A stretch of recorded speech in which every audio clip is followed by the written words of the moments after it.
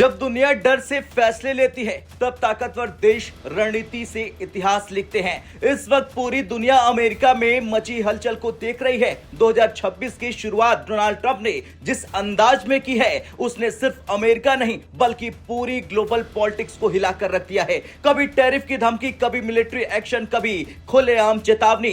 दुनिया में यह डर बना हुआ है कि अमेरिका का अगला निशाना कौन होगा। लेकिन इन्हीं हालात के बीच भारत ने बिना शोर मचाए, बिना धमकी दिए शांति से ऐसा कदम उठा लिया जिसने अब वॉशिंगटन की टेंशन को बढ़ा दिया है। जब पूरी दुनिया अमेरिका की तरफ देख रही थी तभी भारत ने यूरोप की सबसे ताकतवर अर्थव्यवस्था जर्मनी के साथ मिलकर एक ऐसा नया एजेंडा तैयार करना शुरू कर दिया है जो आने वाले समय में ग्लोबल पावर बैलेंस को बदल सकता है। और यही वजह है कि आज चर्चा है। जर्मनी पहली बार भारत के साथ बड़ा फैसला करने जा रहा और इससे यूएसए असहज नजर आ रहा है।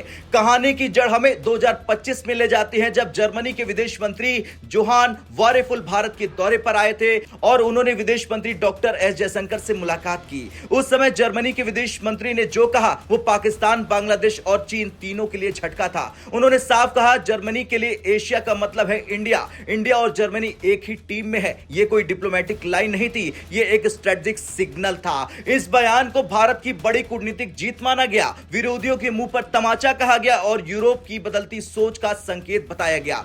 अब उसी बयान के बाद बड़ा अपडेट सामने आ गया है। जर्मनी के नए चांसलर फ्रेडरिक मर्ज 12 से 13 जनवरी को अपनी पहली आधिकारिक भारत यात्रा पर आ रहे हैं। लेकिन यहां सबसे दिलचस्प बात है कि ये दिल्ली नहीं बल्कि सीधे गुजरात, अहमदाबाद पहुंचेंगे और खुद प्रधानमंत्री नरेंद्र मोदी उन्हें वहीं पर रिसीव करेंगे। विदेश मंत्रालय के मुताबिक पीएम मोदी खुद अहमदाबाद जाकर उनका स्वागत करेंगे और यह बताता है कि भारत इस रिश्ते को कितनी अहमियत दे रहा और जर्मनी किस स्तर पर भारत को देख रहा है। अब सवाल उठता है जब विदेशी नेता आते हैं तो दिल्ली क्यों नहीं, अहमदाबाद क्यों? क्योंकि गुजरात भारत का इंडस्ट्रियल और इनोवेशन हब है। यहीं से मेक इन इंडिया और मैन्युफैक्चरिंग पावर हाउस का संदेश जाता है और जर्मनी खुद एक इंडस्ट्रियल महाशक्ति है। यानी सिंबोलिज्म प्लस स्ट्रेटजी दोनों एक साथ। इस यात्रा का एजेंडा बिल्कुल साफ है। भारत और जर्मनी अपनी स्ट्रेटेजिक पार्टनरशिप को नेक्स्ट लेवल पर ले जाना चाहते हैं। डिफेंस सेक्टर में सहयोग बढ़ाने पर जोर दिया जाएगा। मिलिट्री टेक्नोलॉजी और सिक्योरिटी को लेकर नई डील संभव है।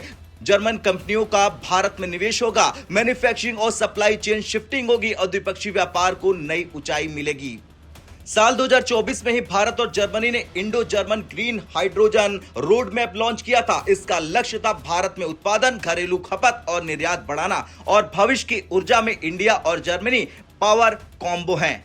जर्मन चांसलर की यात्रा इसलिए भी अहम है क्योंकि इसके ठीक बाद यूरोपीय यूनियन के टॉप लीडर्स भारत आ रहे हैं। उनका मकसद है India EU free trade agreement को फाइनलाइज करना और ये सब ऐसे समय हो रहा जब अमेरिका और भारत के बीच टैरिफ को लेकर तनाव बरकरार है। ट्रंप ट्रेड वॉर की नीति चल रहे हैं और यही कहानी खत्म नहीं होती। फरवरी में फ्रांस के राष्ट्रपति इमैनुअल मैक्रोन भारत में होने वाले एआई समिट में शामिल होने आ रहे हैं। मतलब यूरोप की टॉप लीडरशिप लगातार भारत का रुख कर रही है। आज दुनिया दो हिस्सों में बढ़ती नजर आ रही। एक तरफ ट्रंप की धमकी, टैरिफ का डंडा और military action, Venezuela, Cuba, Greenland तक चेतावनी। दूसरी तरफ भारत शांति से, रणनीति से रिश्ते बनाए हुए है और ग्लोबल साउथ की अगुवाई करता हुआ नजर आ रहा। यही नहीं, इसी साल भारत ब्रिक्स समिट की अगुवाई करने वाला है और मल्टीलैटरल वर्ल्ड ऑर्डर की बात होगी। यानी भारत सिर्फ रिएक्ट नहीं कर रहा, लीड कर रहा है। खैर, कुल मिलाकर तस्वीर बिल्कुल साफ है। ट्रंप डर से दुनिया को कंट्रोल करना चाहते हैं। भारत भरोसे और रणनीति से दुनिया को जोड़ रहा है। जर्मनी का भारत के साथ खड़ा होना अमेरिका के लिए सबसे बड़े चेतावनी की घंटी है। अब जर्मनी पहली बार भारत के साथ ऐसा बड़ा फैसला करने जा रहा जो आने वाले सालों में ग्लोबल पॉलिटिक्स की दिशा बदल सकता है। जो देश शांति से तैयारी करता है वही संकट में नेतृत्व करता है और आज वो देश भारत है।